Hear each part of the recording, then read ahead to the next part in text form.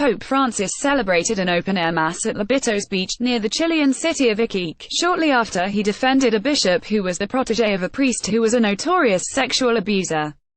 Vincenzo Pinto. Getty Images. Pope Francis has accused victims of sexual abuse in Chile of slander, saying their attacks on a bishop who's accused of covering up the abuse amount to calumny. The remarks triggered anger and demonstrations in Chile, where several churches have been firebombed in the past week. On the last day of his visit to Chile, Francis set the simmering resentment some hold against the Catholic Church to a full boil with his defense of Bishop Juan Barros. The bishop has been hotly criticized ever since the Pope appointed him in 2015. Barros was the protege of Rev.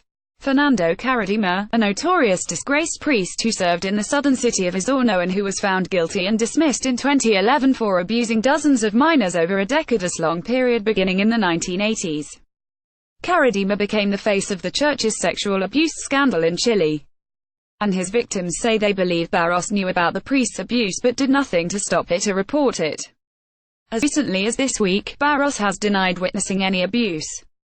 In trying to reconcile his church with its followers over decades of sexual abuse, the Pope has embraced a zero-tolerance policy. When a Chilean journalist asked Francis about Barros, the Associated Press reports, Francis replied, "The day they bring me proof against Bishop Barros, I'll speak." He added, "There is not one shred of proof against him. It's all calumny." Is that clear? Bishop Juan Barros was defended by Pope Francis on Thursday, as the Pope said accusations that the bishop covered up sexual abuse were calumny. He's seen here at a mass in Iquique, Chile, shortly after the Pope made his remarks. Alessandro Bianchi. Reuters. The comment immediately set off a backlash, with abuse victims speaking out on Twitter and elsewhere, with many saying the statement echoed the skepticism and denial that had met with their claims. One victim, Juan Carlos Cruz, replied, "As if one could have taken a selfie or photo while Caradima abused me and others while Barros stood by. Como si uno hubis podido sacar una selfie o foto mientras Caradima me abusaba a mí u otros con Juan Barros parado al lado viéndolo todo. Estas personas desde arriba están locos Wyatt Pontifex _es hablar de reparación a las víctimas. Seguimos igual y su perdón sigue siendo vacío. https://t.coeducci, Juan Carlos Cruz ch. At de Cruz Shelu, January 18, 2018. Adding to the drama, the exchange took place 1 week after the Associated Press reportedly Francis had written a letter in January of 2015 about the Vatican's attempt to cope with the fallout from Caradima. In it, the agency said, Francis acknowledged the controversy around Barros and referred to a previous plan to ask for Barros' resignation.